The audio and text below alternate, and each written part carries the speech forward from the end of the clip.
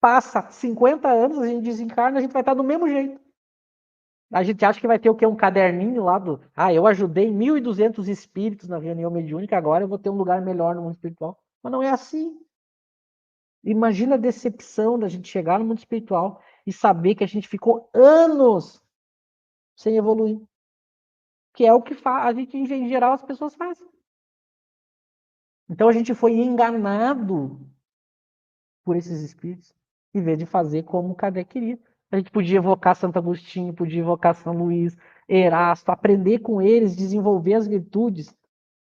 Não, a gente fica recebendo espírito, que em geral conta a mesma história de sofrimento, aí a gente fala em Jesus para ele, e a gente fica décadas fazendo isso, achando que está fazendo alguma coisa.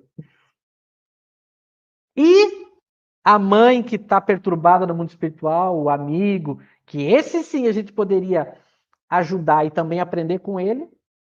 Não, ele deve estar numa colônia, deixa ele lá. A gente subverteu o que Kardec fazia e por isso a gente deixou de aprender, deixou de praticar. E as pessoas hoje têm medo de praticar. Eu vou parar de falar agora por causa do horário também. Mas, por fim, eu termino falando o seguinte: a gente deixou de praticar por medo, porque também nos disseram na casa espírita que se eu praticar, porque a casa espírita é protegida e fora do centro é perigoso, que os maus espíritos vão me pegar, vão me obsediar, vão invadir minha casa, que é outra mentira. Isso é mentira. Porque não é a mediunidade que atrai os espíritos. São os nossos pensamentos, são os nossos desejos, as nossas atitudes. Eu posso não praticar a mediunidade fora ou dentro da casa espírita e eu vou atrair e ser obsediado, enganado e influenciado por mal por eles. Então, é muito perigoso, eu não tenho condições, eu não pratico a mediunidade na minha casa, porque é muito perigoso. Vai ser obsediado do mesmo jeito. Se está produzindo as causas, quais são as causas? Os desejos, as atitudes. Agora, é o contrário, quando eu escolho pelo meu livre-arbítrio chamar os espíritos superiores, porque eu quero aprender, porque eu quero me tornar melhor, eles sempre vêm. Sempre vêm. E aí os maus se retiram, porque eu não dou mais ouvido para eles. Eu escolho quem eu quero dentro do meu lar, quem eu quero na minha volta. Eu posso escolher. Percebe? Isso é Kardec. Não, mas a casa espírita tem uma proteção magnética lá. Aí a gente tirou a lei de justiça fora, né? Porque não é mais por mérito da pessoa que ela tem os bons espíritos ou os maus. É por causa de uma parede magnética no mundo espiritual. Olha como a gente não raciocina que esses espíritos estão mentindo. Que é pra gente não conversar com o anjo da guarda, de verdade. E eles se passam por anjo da guarda. Então a gente está tentando fazer uma campanha para as pessoas acordarem. O movimento espírita está fascinado por espíritos mentirosos. Vou passar para vocês que eu já falei demais também. E vou ver as questões aqui. Ok, bom, nosso amigo Eric conseguiu entrar, estava em outro compromisso, né, Eric? Eu queria só, antes de passar também para ouvir o que o Eric tem a dizer sobre esse tema que a gente sabe que ele conhece também, eu queria só ler alguns trechos, e aí eu vou pegar uma obra que é fundamental para a gente entender como esses erros no movimento espírita foram criados sobre a mediunidade, que é o livro Na Conduta Espírita de André Luiz.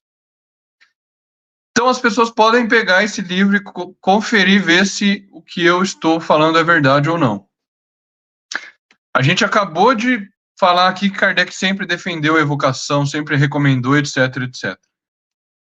Agora eu vou ler um trecho do obra Conduta Espírita, pelo Espírito André Luiz, Mediunidade, médium Chico Xavier e Valdo Vieira. Capítulo 11, No Templo. No Templo. Olha o nome do capítulo. Evidentemente, o Espiritismo é uma ciência, Kardec nunca instituiu nenhum templo. E o nome do capítulo é No Templo. Vamos lá, então, para o trecho. Abre aspas, André Luiz. Coibir-se de evocar a presença de determinada entidade no curso das sessões. Coibir-se de evocar a presença de determinada entidade no curso das sessões.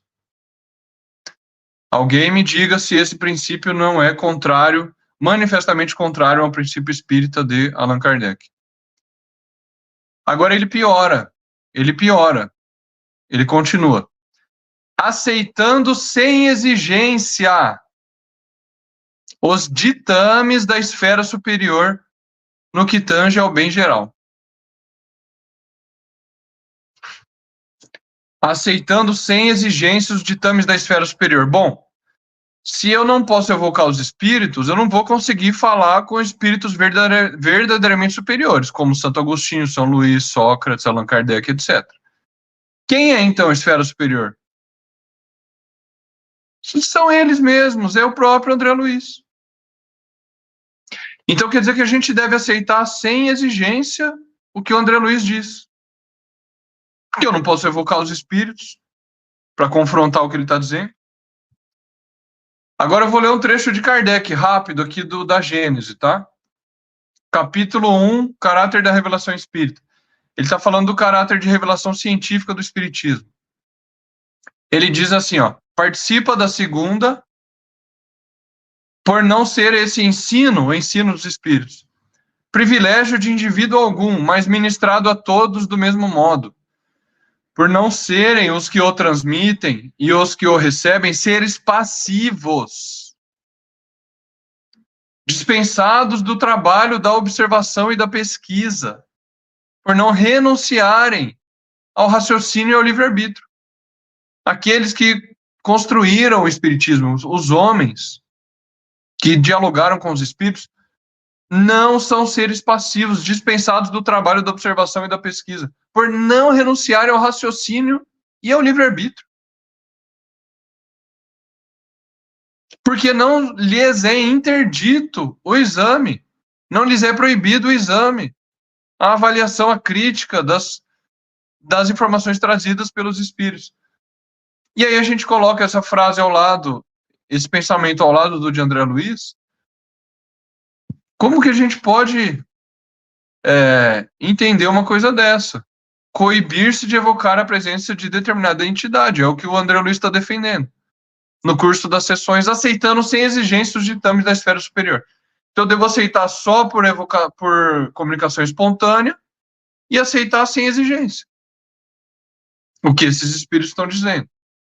Eu vou colocar outro trecho, porque as pessoas precisam entender como esses espíritos foram contra Kardec o tempo todo. José, só para não perder o raciocínio, diversas vezes isso é relatado pelo próprio movimento espírita. O Chico teve dúvidas sobre essas coisas que os espíritos falavam para ele, e ele era ameaçado. O Chico era ameaçado pelos ditos espíritos protetores dele. Ele não podia questionar, ele não podia estudar e ele não podia ir contra.